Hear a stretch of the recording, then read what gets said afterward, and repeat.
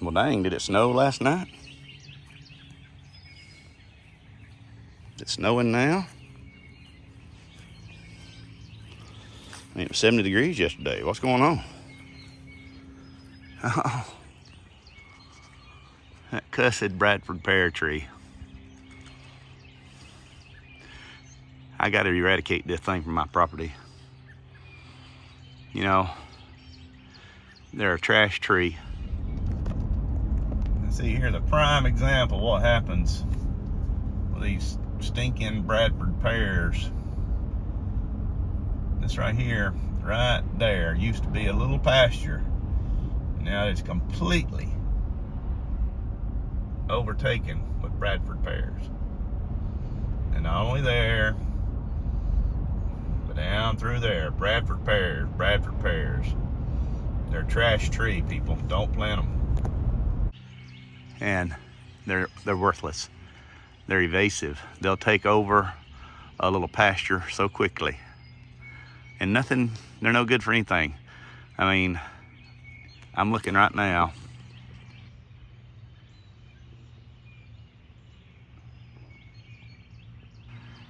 There's not a honeybee in sight with all those blooms. Now, we have a few bees here on the farm.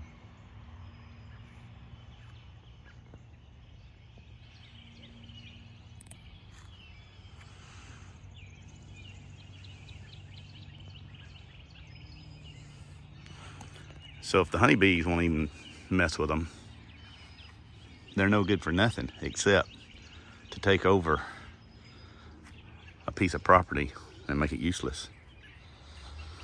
They will create a food desert where there's nothing that's profitable for your native wildlife.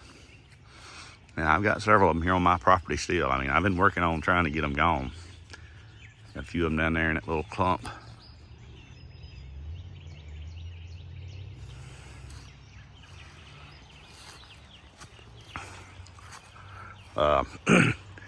The blooms are basically about over. And they stink. Oh my God, they stink.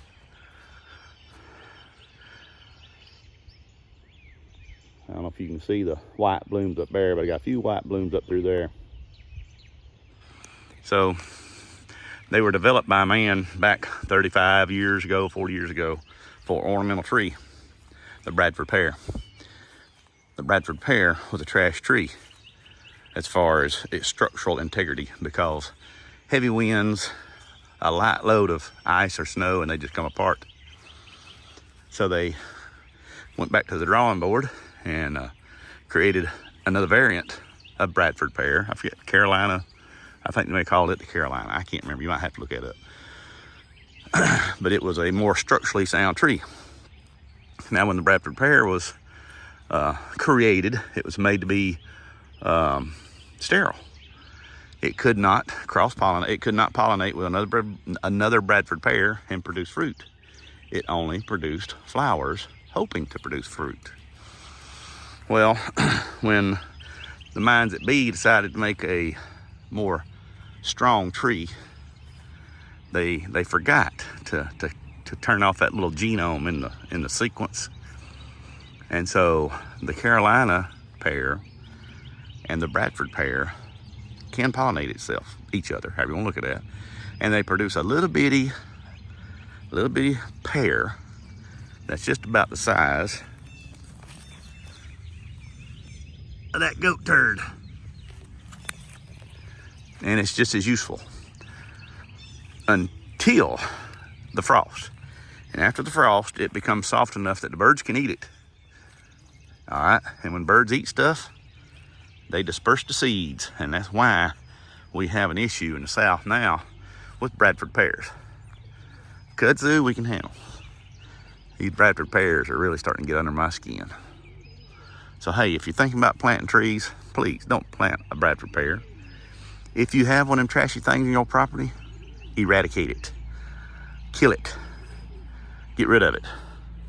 That's what my chore for this year here at the little spread is. I've went through and marked every one of them with tape that's blooming. Of course, they're pretty easy to identify. They got thorns on them about that long. They'd ruin a tractor tire. So anyhow, if you found this interesting and informative, give me a like. I appreciate it, Jeff Eubanks. Bye-bye.